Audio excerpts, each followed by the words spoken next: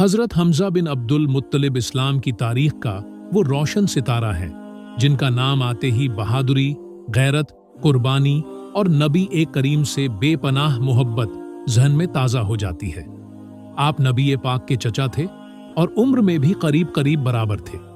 यही वजह थी कि आपके साथ उनका रिश्ता सिर्फ चचा भतीजे का नहीं बल्कि एक दोस्त, एक हमराज और एक सच्चे साथी का भी था। हजरत हमजा मक्का के मशहूर कबीले कुरैश से थे। बचपन से ही बहादुर, मजबूत जिस्म वाले, शिकार के शौकीन और सच बोलने वाले इंसान थे। मक्का में आपकी बहादुरी की मिसालें दी जाती थीं। लोग आपको ताकत और हिम्मत की पहचान मानते थे। आप जुल्म के खिलाफ आवाज उठाने वाले और कमजोरों का साथ देने वाले थे। जब नबी करीम ने इस्लाम की दावत शुरू की तो मक्का में जुल्म और सितम का दौर शुरू हो गया। मुसलमानों को सताया जाने लगा, गालियां दी गईं, मारा पीटा गया, लेकिन रसूलुल्लाह सब कुछ सब्र के साथ सहते रहे।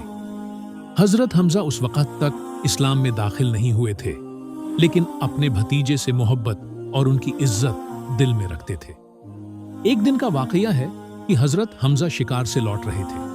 हाथ में धनुष था, बदन पर शिकारी लिबास था। रास्ते में एक कनीज ने आपको बताया कि अभी अभी अबू जहल ने काबा के पास नबी करीम को बहुत बुरा भला कहा, गालियां दी और तौहीन की। यह सुनते ही हजरत हमजा का खून खौल उठा। आपको सिर्फ अपने भतीजे की तौहीन का नहीं बल्कि सच्चाई की बेइज्जती का गम हुआ।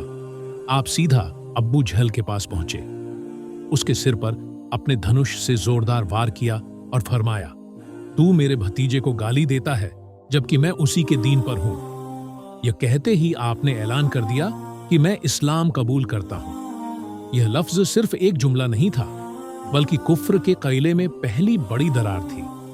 हजरत हमजा के इस्लाम कबूल करने से मुसलमानों को बहुत ताकत मिली। कुरैश समझ गए कि अब इस्लाम सिर्फ कमजोरों का दीन नहीं रहा बल्कि अब इसमें मक्का का सबसे बहादुर शख्स शामिल हो चुका है। रसूलुल्लाह को इससे बहुत सुकून मिला। इस्लाम कबूल करने के बाद हजरत हमजा पूरी तरह अल्लाह और उसके रसूल के हो गए। आपकी जिंदगी का मकसद बदल गया। अब आपकी ताकत इस्लाम की हिफाजत के लिए थी। आप नमाज पढ़ते, रसूलुल्लाह की महफिल में बैठते और हर मौके पर इस्लाम के लिए खड़े रहते। जब हिजरत का हुक्म हुआ और मुसलमान मदीना पहुंचे तो हजरत हमजा भी वहां पहुंचे। मदीना में इस्लामी समाज की बुनियाद रखी जा रही थी। मस्जिद नबवी की तामीर में आपने भी हिस्सा लिया। रसूलुल्लाह आपसे बहुत मोहब्बत करते थे और आपको असदुल्लाह यानी अल्लाह का शेर कहा करते थे। फिर वह ऐतिहासिक दिन आया जिसे जंग बद्र कहा जाता है। यह इस्लाम और कुफ्र की पहली बड़ी जंग थी। मुसलमान सिर्फ 313 थे और दुश्मन 1000 से ज्यादा, लेकिन ईमान की ताकत तादाद से कहीं ज्यादा थी। हजरत हमजा इस जंग में शेर की तरह लड़े। आपने कई बड़े बड़े कुरैशी सरदारों को जहन्नम वासिल किया। आपकी तलवार जहां चलती थी वहां दुश्मन थर थर कांपने लगता था। जंग बद्र में जीत मुसलमानों की हुई।